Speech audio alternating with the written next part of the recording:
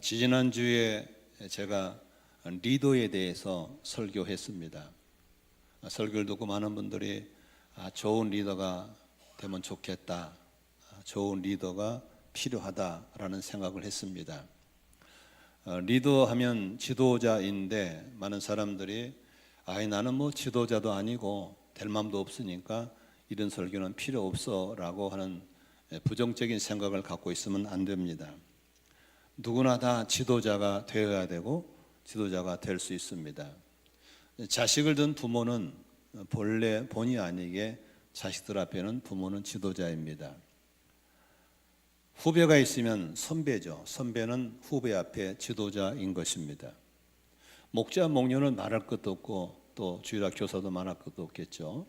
그러므로 우리는 여기 계신 다 지도자입니다.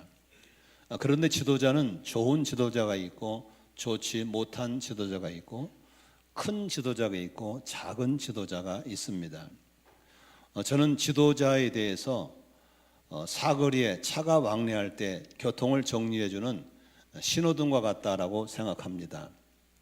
만일에 차가 왕래하는 사거리에 신호등이 고장나버리거나 없으면 거기는 엄청난 문제가 생기게 되어 있습니다. 차가 몰려서 뒤죽박죽 돼서 정말 복잡해질 겁니다. 그러나 거기에 신호등이 쫙 켜지고 신호등이 좌우로 우로 빼지기 시작하면 많은 차들이 소통이 원활하게 될 것입니다.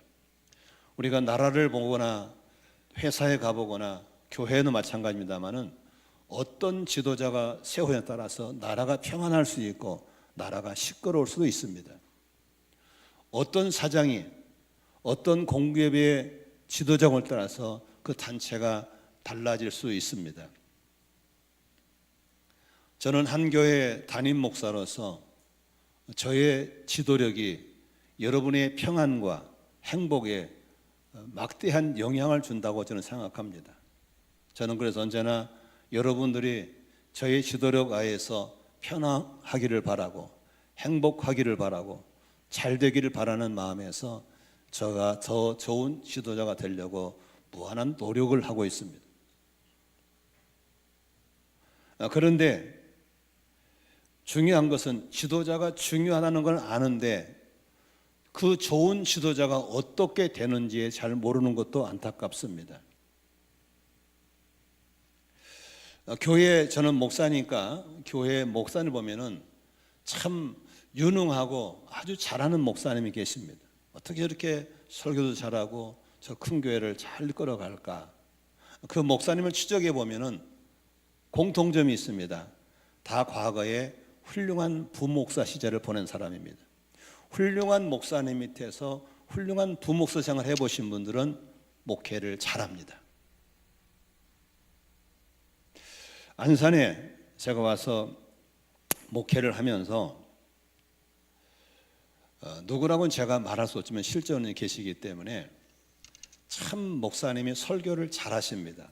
공부도 많이 하셨습니다. 인물도 잘생겼습니다. 발음도 좋습니다. 근데 목회는 항상 꾀죄죄하게 못 편합니다. 저는 그게 궁금했습니다.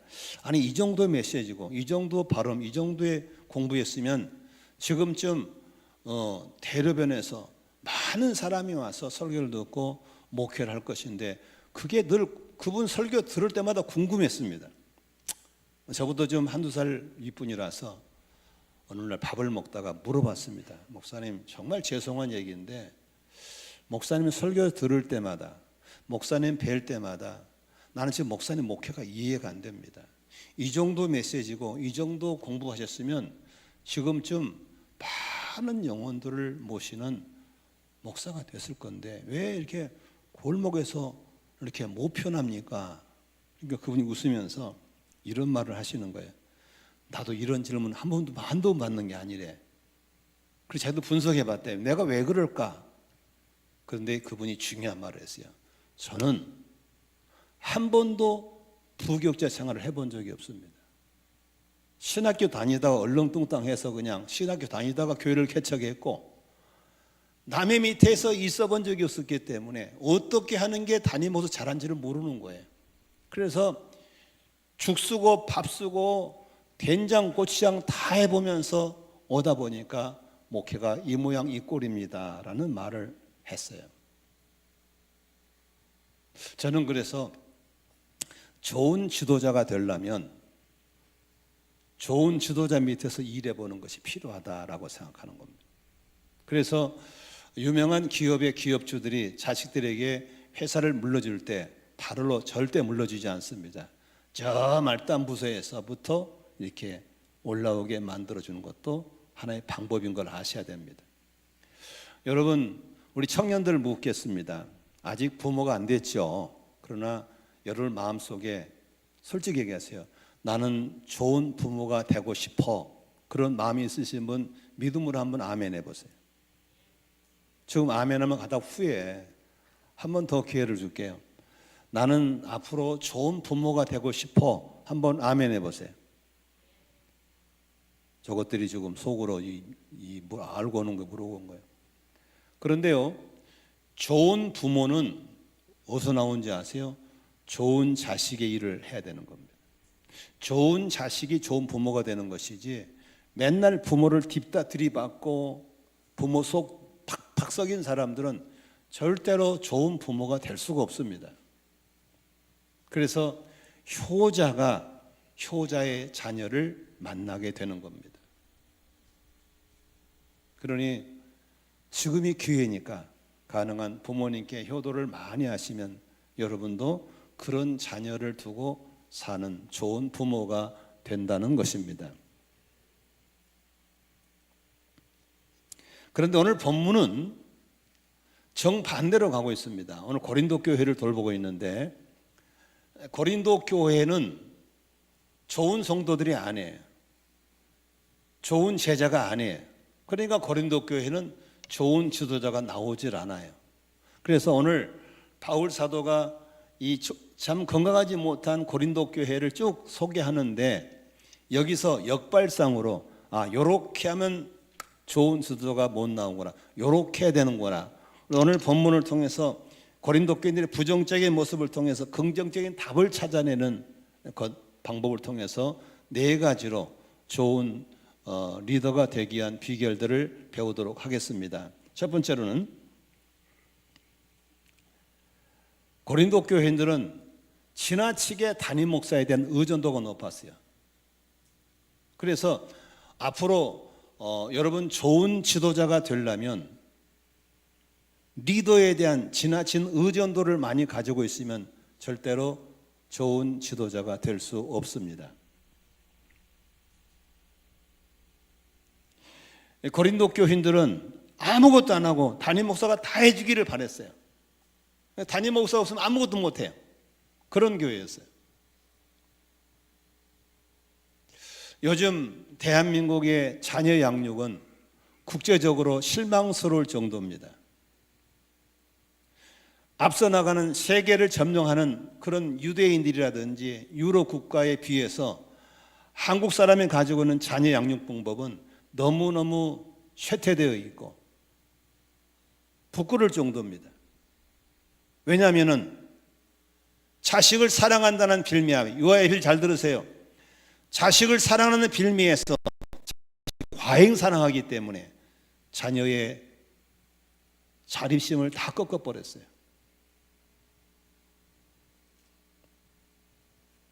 제 주변에는 2 종류의 부모가 있습니다. 자식을 낳는데 자식이 너무 이쁜 거예요. 너무 귀한 거야. 그래서 불멍까지 쓰라 넘어질까 봐 노심초사 온갖 힘을 자식만 돌보는 그런 부모가 있어요. 그러면 자녀들이 그게 당연한 줄 알고 커서도 나이 먹어서도 자립하지 않고 부모를 의지하는 분들이 있어요. 나이가 30이 넘고 40이 넘어도 부모를 안 벗어나요. 이런 사람들을 우리는 무슨 보이라 그래요? 마마 보이라 그래요. 무슨 거리라 그래요? 마마 거리라 그래요. 어머니의 치마폭 잡고 살아가는 사람들이 있어요. 요새는 더 나아가서 이제는 나가 살아보는 게 힘드니까 부모가 빨리 죽기를 기다려요. 상속 이어가려고. 이 지나친 부모 의존도를 높인 자녀 양육의 비극입니다. 그런데 이런 부모도 있어요. 일찌감치 자식들에게 부모의 그늘을 벗어나게 하려고 동의심을 길러주고 의존도를 꺾는 겁니다. 목회를 잘하시는 목사님 사모님이 하신 얘기인데, 어느 날 부모님들이 형제들을 다 모으더래요. 명절 때. 그리고 그렇게 하시더래요. 얘들아, 내 말 잘 들어라. 나는 너희들을 고등학교까지 졸업시키는 것으로 애비의 책임은 다했다고 생각한다. 미안하지만 앞으로는 너희들끼리 살아가라. 그 대신 결혼하건 취업하건 소식만 전해다오. 그러면 기도해 줄게. 그것이 전부였고 유산이었습니다. 정말 막막하고 어떻게 살아갈지 이해가 안 되더래요. 근데 그때 야박스러웠던 부모의 그 결단이 지금의 형제를 다 만들었다는 겁니다. 다 대학 나왔고 잘 살고 자립했다는 겁니다. 이 두 종류의 사람들이 주변에 있습니다. 우리가 적은 힘으로 전 세계에 영향을 미친 유대인들을 봤을 때, 유대인들이 하브루타는 만 14살이 되면 독립시킵니다. 14살 때부터는 그 아이가 스스로 결정하도록 부모가 놔줍니다. 학교 선택, 직업 선택 다 놔둡니다. 14살 때 만드는 통장 하나가 전부입니다. 성인식 할 때, 성년식 할 때 가족들이 축하금 준 돈을 모아다가 주면 그 통장 만들면 그걸로 끝나는 겁니다. 그러면 그 통장을 계속 불려서 대학 졸업증 되면은 한 1억 된답니다. 그것을 본인이 펀드하고 주식하고 해서 살아가게 하는 겁니다. 그 유대인들입니다. 전 세계 영향을 미치는 겁니다. 유럽 사람들은 만 20살 되면은 모든 결정 독립시켜줍니다. 학교 선택, 결혼, 직장 다 독립시켜줍니다. 20살 넘어서 부모에게 용돈 다 쓰는 거 부끄럽게 생각하는 게 그 사람들입니다.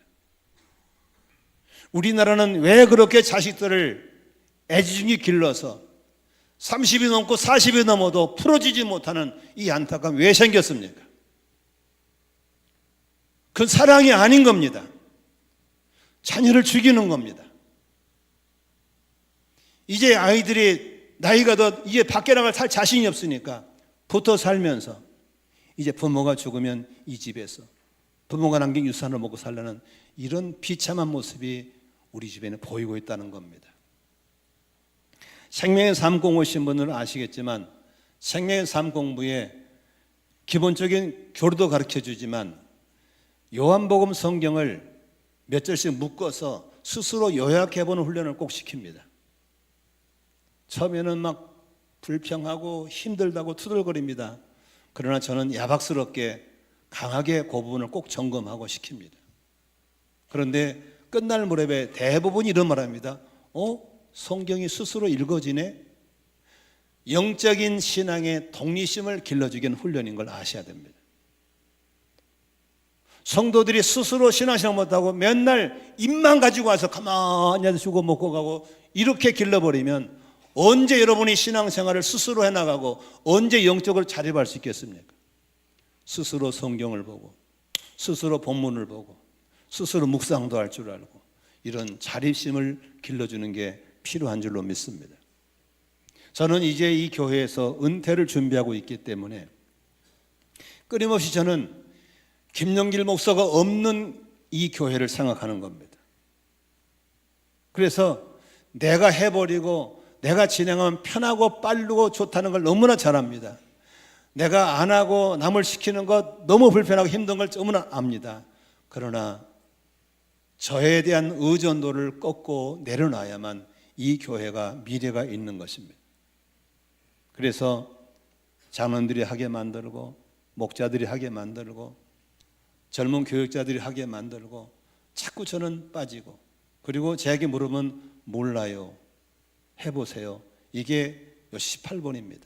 왜냐하면 지도자한 지나친 의존감을 내려놓게 하기 위한 것입니다. 제가 일부 예배 때 과감하게 내가 그런 얘기 했습니다. 김진덕 집 나갈 준비해. 다 웃었어요. 그러나 엄마가 큰 소리로 아멘 했어요. 우리 신덕이 독립해야 됩니다. 김진우도 마찬가지입니다. 김창룡도 마찬가지고 30 넘어서 어떻게 집에서 부모님 해준 밥을 먹고 있습니까? 나가야죠. 저는 고등학교 졸업하니까 우리 아버지가 나가 살아라. 남자가 20살 넘었으면 혼자 살아야지. 그게 전부였습니다. 대학 다닐 때 한 푼도 받은 적 없습니다. 고등학교 졸업하고 74년도에 군대 갔습니다. 두드러 맞고 굶고 억울한 일 당하고 사기당하고 그러면서 살아왔는데 한 번도 부모님 원망한 적 없습니다. 난 저를 그렇게 키워준 부모님께 너무 감사하고 그 부모님 존경합니다. 저희 7남매 다 그렇게 컸습니다. 다 잘 삽니다. 여기 30 넘으신 청년들 결단하셔야 됩니다. 나가야 됩니다. 원룸 없고 지하실봉 없고 살아야 됩니다. 아멘이시죠? 여기 부모님들 그렇게 결단하셔야 됩니다. 목장도 보니까 두 종류의 목장이 있더라고. 목자님들이 목원들이 안쓰럽다고 아무것도 하지 마. 다 내가 할게. 그냥 와중만 더 감사해. 해준 거 먹고만 가. 이런 목장이 있더라고요. 그런데 그러다 보니까 10년을 지나도 그게 그냥 당연한 줄 알아. 아니 10년 동안 얻어먹고 앉아있어. 설거지도 안 해. 이런 싸가지가 어디 있어요. 그런데 어떤 목자는 단호합니다. 원칙입니다. 형제들은 설거지 하십시오. 장소를 제공하시면 국하고 밥만 끓이시고 반찬들을 각자 해오십시오. 이 원칙을 돌려버리니까 너무 재미있고 순한 거예요. 그러므로 처음이 어렵지 우리 젊은이들 용기를 내서 하셔야 돼요. 어떤 청년이 저한테 고민을 해요. 목사님, 엄마 아빠가 이사 간대요. 어디로 간대요. 집안으로 간대요. 그럼 저는 어떻게 해요? 잘 됐다. 이번 기회에 독립해라. 그러니까 제가 독립을 해요? 25살 먹은 놈이. 당연하지. 대학 나오는데 뭘 못해. 아, 그렇구나. 독립해야죠.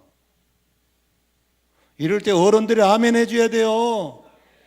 왜 데리고 살아? 나가 살아 그러지. 언제까지 밥 해주고 빨래 해줄 거냐고. 독립해야죠. 그 다음에 안수 집사님들 언제까지 이렇게 안수 집사할 거예요? 목자 해야지 이제. 권사님들 언제까지 이름만 권사 될 거냐고. 일해야죠. 그러므로 좋은 지도자라면 의존도를 꺾고 스스로 일어서는 연습을 해야 좋은 지도자가 될 줄로 믿습니다. 아멘. 두 번째, 좋은 지도자가 되려면 지금의 지도자를 신뢰해야 됩니다. 바울 사도는 고린도 교인들에게 누가 되지 않으려고 소위 텐트메이커라고 하죠. 자기가 직업을 가지고 일을 하면서 재정적인 부담을 주지 않습니다. 사역에 돈이 필요하면 교인들이 가난하다고 교인들과 달라고 다른 데서 헌금을 받아가지고 사역을 했습니다. 한번 성경 볼까요? 고린도 11장 7절을 보겠습니다. 여러분을 높이기 위해서 나 자신을 낮췄고 복음을 값없이 여러분이 전하였고 내게 여러분을 섬기기에 싹쓴 다른 데서 받았습니다. 9절 여러분 같이 있는 동안에 나는 빈곤했지만 누구에게도 내가 누를 끼친 지 없습니다. 마게도니아 교인들에게 내 필요를 전달했습니다. 여러분들에게 짐이 되지 않으려고 애썼고 앞으로도 그럴 것입니다. 얼마나 애쓰고 노력한지 몰라요. 여기 11절 하반절에 그 말했죠. 내가 여러분을 사랑한다는 건 하나님이 알고 계십니다. 정말 고린도 교인들을 애썼어요. 바울이. 그런데 그거 중심을 알아들어야 되는데 이 교인들이 바울을 깔본 거예요. 사사건이 없으니까, 자신이 없으니까 저렇게 하고 있는 거야 라고 오해한 거예요. 이렇게 자기의 지도자를 신뢰하지 못하고 오해하면, 잘 들으세요, 절대로 좋은 지도자가 될 수 없습니다. 여기 보세요. 여러분, 이 교회 다니면서 은혜 받기 원하시면 아멘 해보세요. 이 교회 다니면서 복 받기 원하시면 아멘 해보세요. 아주 간단합니다. 담임 목사를 믿어줘야 됩니다. 담임 목사 관계가 좋아야 됩니다. 그런데 담임 목사를 신뢰하지 않고 모든 걸 의심하고 불편하면 절대로 은혜 받지 못합니다. 복도 못 받습니다. 지도자가 될 수가 없습니다. 그런 분들은 다른 교회 가셔야 됩니다. 근데 재밌는 건 다른 데 가도 또 그 병이기 때문에 좋은 지를 못 만납니다. 그러므로 여러분, 언제나 지도자와의 좋은 관계, 신뢰도가 있어야 될 줄로 믿습니다. 목장에 다니면서 자기 목자 목료를 못 믿고 신뢰가 안 되면 그 목장에 가면 복 못 받습니다. 고린도 교인들은 저렇게 애쓰고 헌신하는 그 지도자에 대한 신뢰도가 없었어요. 그래서 예루살렘 교회에서 한 사람이 오니까 그쪽으로 싹 쏠려가 버린 거예요. 그쪽으로 몰려가 버린 거예요. 그 사람이 햇소리도 햇소리를 믿는 거예요. 다른 영을 믿는 거예요. 다른 예수를 믿는 거예요. 이 안타까움이 고린도 교회에 있었다는 거예요. 좋은 제자가 되려면 지도자를 믿어줘야 합니다. 좋은 부모가 되려면 자기 부모를 믿어야 됩니다. 누가 뭐래도 우리 부모님은 긍지가 있어야 되고 자긍심이 있을 때 나도 좋은 부모가 될 줄로 믿습니다. 자기 부모를 비하하거나 평가절하는 사람은 절대로 좋은 부모 될 자격이 없는 것입니다. 아멘이시죠? 저는 지나치게 야당 기질을 가지신 분들에게 묻고 싶습니다. 정치 성향이 맞지 않더라도 대통령에 대한 신뢰를 가져야 됩니다. 기도해 줘야 됩니다. 얼마나 애를 쓰실까? 얼마나 나라를 저렇게 고생할까? 근데 뭘 해도 자기 취향에 따라 대통령을 욕하고, 이 사람들은 이 땅에 살면 안 돼요. 복을 못 받아요, 이 나라에서. 회사에서 사장이 마음에 안 들면 회사 안 다녀야 돼요. 근데 그 굳이 다니면서 계속 회사의 사장에 사대는 사람들은 그 회사에서 절대 클 수가 없습니다. 지도자가 안 되는 거예요. 그러므로 여러분, 회사에 다니면 그 회사의 간부진들, 지도자를 신뢰해 줘야 될 줄 믿습니다. 교회에서 은혜 받으시려면 담임 목사를 신뢰해 줘야 됩니다. 목장 모임에서 우리 목자 목녀님을 신뢰해 줘야 되는 겁니다. 아멘이시죠? 그럴 때 선한 영향력이 흘러 들어오게 될 줄로 믿습니다.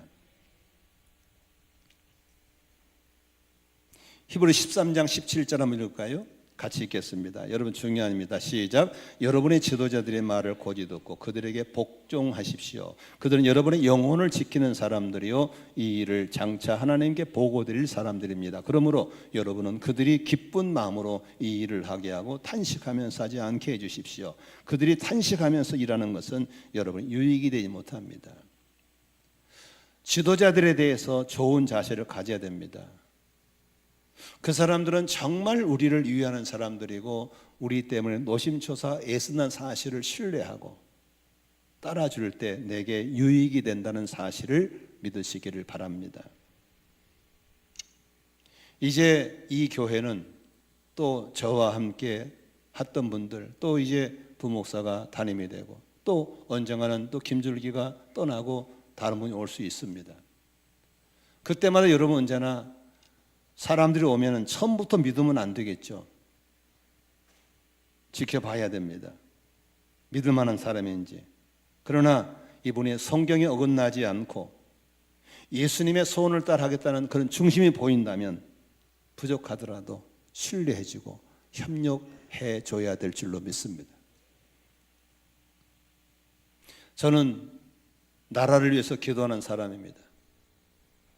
그 사람들이 우리를 자기들의 목적을 위해서 이용하지 않고 정말 우리를 위한다고 믿는다면 기도해주고 협력해줘야 될 줄로 믿습니다.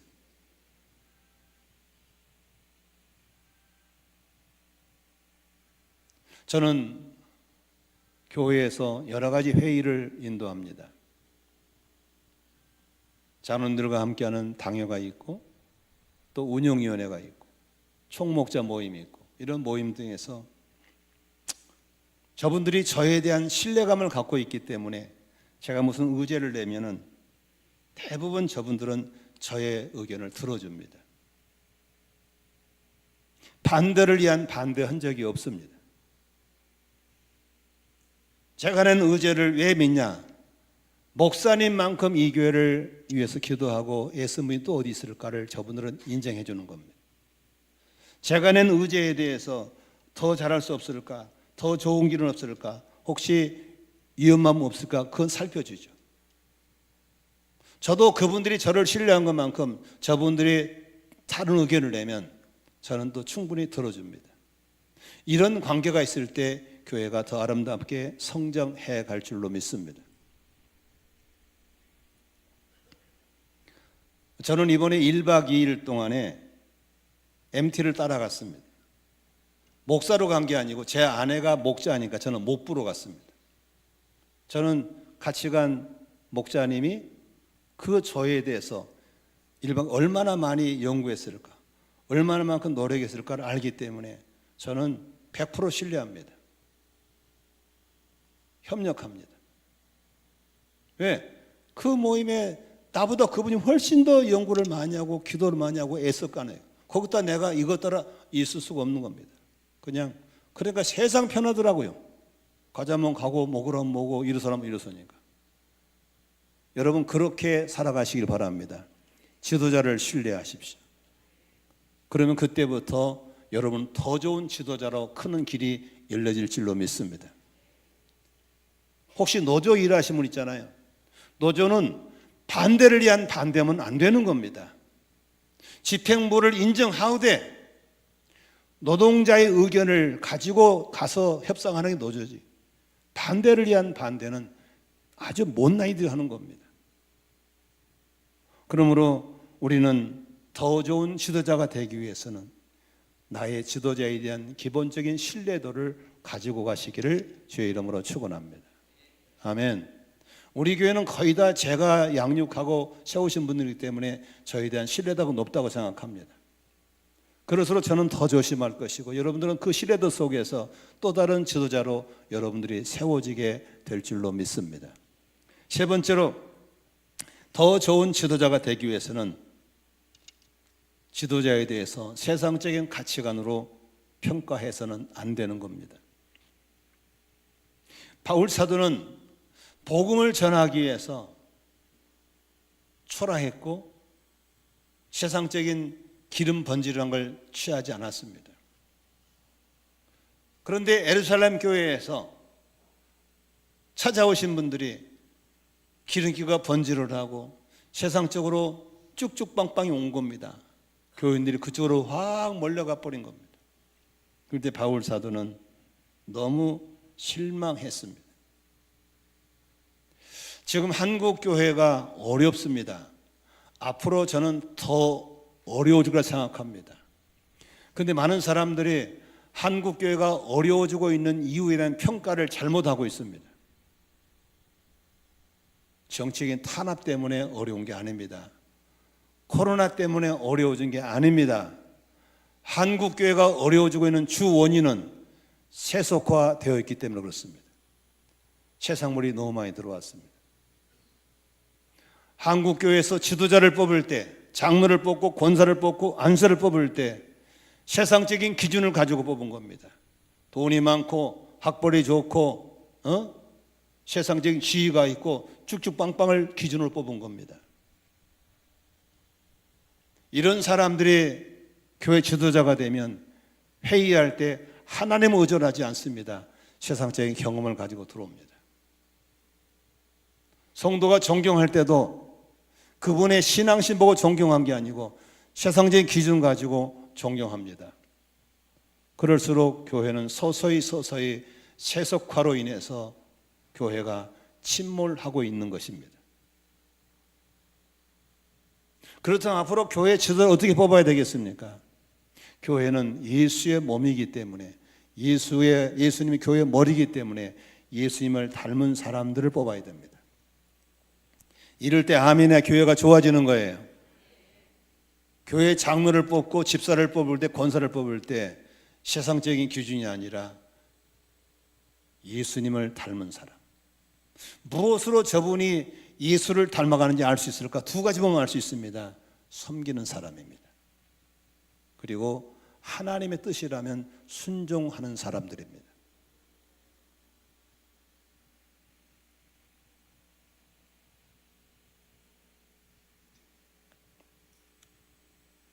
가정교회가 비교적 다른 교회보다 건강한 이유가 있습니다. 가정교회의 핵심 지도자들은 목자, 목녀들입니다. 목자, 목녀를 세울 때 세상적인 기준을 뽑지 않습니다. 잘 섬기는 사람 뽑습니다. 굳은 일마다 하지 않고 잘 섬기는 사람이 목자가 됩니다. 그리고 주님의 뜻이라면 순종하는 사람들이 목자가 됩니다. 그러다 보니까 예수를 닮은 사람들이 교회 리더가 되니까 교회가 세속화를 이겨내고 있다는 사실을 믿으시기를 바랍니다. 일반 교회에서는 장로가 되려면, 권사가 되려면 선거운동을 하고 세상적인 것들이 너무 많이 들어갑니다. 어떤 교단에서는 총회장 한번 해먹으려면 어마어마하게 돈을 써야 된다고 합니다. 전혀 성경적이지 않습니다. 그러나 그게 지금 먹혀들고 있다는 사실입니다. 이것이 한국교회를 침몰하게 만들고 있고 어렵다고 하는 것입니다. 하나님은 누구에게 권위를 주시겠습니까? 세상적인 가치관이 아닌 성경적인 가치관을 가지신 분에게 하나님의 권위를 주실 것이고, 그 권위에 따라 하나님의 백성들이 순종하는 공동체, 그런 가정들이 세워질 줄로 믿습니다. 자녀들이 부모를 존경할 때 우리 부모님이 학벌이 높고 세상적인 지위가 높고 돈을 많이 벌어서 자녀가 부모에 순종합니까? 아닙니다. 자녀는 부모를 순종할 때 우리 어머니 아버지가 우리 때문에 이렇게 섬기려고 애쓰셨고 이렇게 헌신한 것 때문에 순종하는 것이지 세상적인 화려함 때문에 그런 게 아닙니다. 아멘이시죠? 그러므로 훌륭한 지도자가 되려면 부모님께 순종하는 청년들 되셔야 됩니다. 부모에게 순종할지 모르는 청년에게 하나님은 절대 순종하는 자녀를 선물로 주시지 않을 겁니다. 남편에게 순종하지 못하는 아내는 아무리 기도를 많이 하고 봉사를 많이 해도 하나님께 순종하는, 하나님을 사랑하는 사람이라고 인정하기 어렵습니다.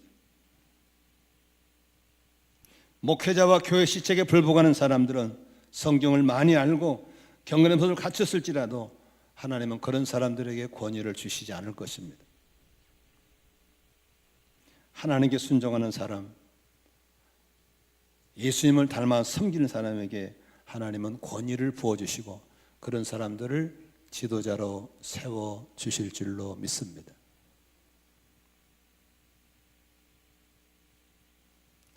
지금은 은퇴하셨는데 부산의 대원동서 목회하시는 이 목사님 저희 학교 선배 한 분 계십니다. 그분은 참 외모가 조그마하시고 그렇게 잘생긴 인물은 아닙니다. 근데 말씀에 힘이 있고 능력이 있어서 해외 집회를 나가십니다. 그러면 교회 장로님들이 목사를 모시고 갑니다. 근데 장로님도 잘생긴 분이 몇 분 있어요. 공항에 내리면 항상 마중 나오시면 장로님 가방을 들러 간대요. 그분이 담임인 줄 알고. 그럼 장로님들이 곤란해가 이분이라고 그러면 처음에는 안 믿는데 하도 조그마하고 껴져있는 분이 되니까. 하나님의 세상 가치와는 다릅니다. 근데 그 목사님이 단에 서시면 성령의 임재가 일어나고 사람 변화가 일어나고 하나님의 능력을 주시는 걸 믿으시기를 바랍니다. 우리 한국교회 침몰을 더 이상 바라보지 말고 우리부터 예수님의 정신으로 섬기는 사람이 지도자가 되고 순종하는 사람이 지도자가 되는 그런 교회를 만들어 갈 수 있기를 주의 이름으로 축원합니다. 우리 그런 부모가 되도록 하고 그런 부모 앞에 하나님이 주신 권위로 자녀들이 순종해 나가는 그런 신앙의 명문 가문들을 만들어 가시기를 바랍니다. 마지막입니다.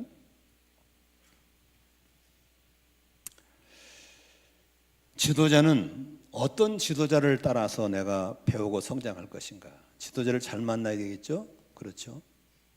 자신의 약점을 감추지 않는 사람을 지도자로 세우시기를 바랍니다. 오늘 30절에 바울이 이런 말을 합니다. 한번 읽어볼까요? 30절 시작.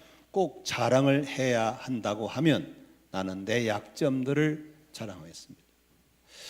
지도자들이라면 사람은 누구나 다 약점이 있잖아요. 그러죠?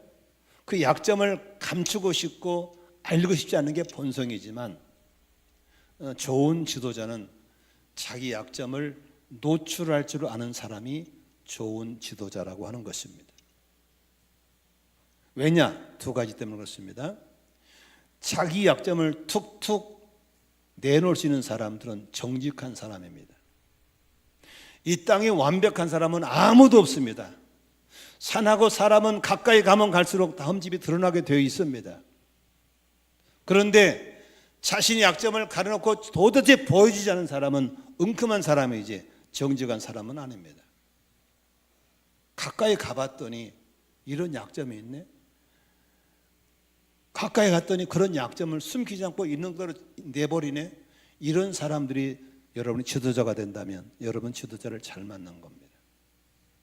두 번째, 자신의 약점을 드러내는 사람은 정직할 뿐더러 하나님만을 의지한다는 중요한 증거인 걸 믿으시기 바랍니다.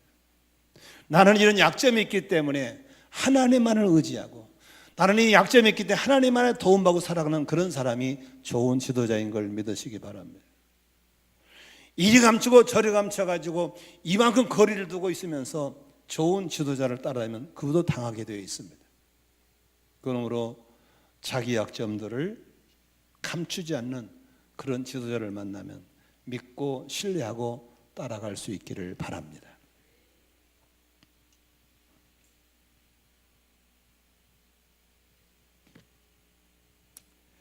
말씀을 정리하고 설교를 맺고 싶습니다. 우리 모두 좋은 지도자가 되시기를 바랍니다. 좋은 선배가 되시기를 바라고 좋은 부모가 되시기를 바라고 목장에서 좋은 목자 목녀가 되시기 바라고 주일학교에서 좋은 교사가 되기를 바라고 회사에서도 좋은 상급자, 좋은 간부가 되시고 좋은 사장님 되시기를 주의 이름으로 축원합니다. 그러나 그런 좋은 리더가 되는 것은 처음부터 되는 게 아닙니다. 바로 좋은 제자가 될 때 좋은 리더가 되는 것입니다. 아멘이시죠? 그러면서 오늘 말씀을 들을 때 이제 스스로 지도자의 의존도를 버리고 스스로 해나가는 힘을 길러내시기 바라고 자녀를 그렇게 길러낼 수 있기를 주의 이름으로 축원합니다. 그리고 돈 있으신 분들은 자녀들에게 돈을 물려주면 안 됩니다. 돈을 물려주면 돈이 도구로 바뀝니다. 그 돈은 자녀를 주면 되는 것이 아니고 국가나 교회나 사회단체에다가 기증하고 가셔야 됩니다. 자녀는 빵을 주는 것이 아니라 빵 만드는 기술을 가르치는 부모가 돼야 될 줄로 믿습니다. 아멘이시죠? 우리가 지도자를 만났을 때 약점도 감추지 않고 나가는 투명한 사람을 지도자를 만난다면 여러분들은 좋은 지도자가 될 줄로 믿습니다. 오늘 특별히 우리 청년들에게 도전하고 싶습니다. 용기를 내십시오. 나가면 됩니다. 문 열고 나가면 살게 되어 있습니다. 독수리가 새끼를 기를 때 공중에 떨어뜨리면 죽을 것처럼 퍼덕거리지만 그때 공중의 제왕이 되는 독수리라 되는 걸 믿으시기 바랍니다. 호랑이나 사자는 새끼를 낳아서 언덕에 떨어뜨리냐잖아요. 저도 고등학교 졸업하고 나가 살으라고 하는데 정말 막막하더라고요. 그런데 막상 날개짓 하다 보니까 여기까지 날아왔습니다. 청년들 할 수 있습니다. 도전하십시오. 부모님 여러분, 청년들 내보내세요. 분명히 잘 살 수 있습니다. 큰 소리로 아멘 하십시다. 우리 모두 날개를 달고 세계를 정복해 나가는 위대한 성도 되시기를 주의 이름으로 축원합니다. 목자 목녀 도전하십시오. 섬기면 되는 겁니다. 순종하면 되는 겁니다. 다 목자 목녀로 영혼을 구원하고 제자를 만드는 하나님의 사람 되시기를 바랍니다. 언제까지나 이렇게 의존하고 살겠습니까? 스스로 독립할 수 있기를 주의 이름으로 축원합니다. 기도하겠습니다.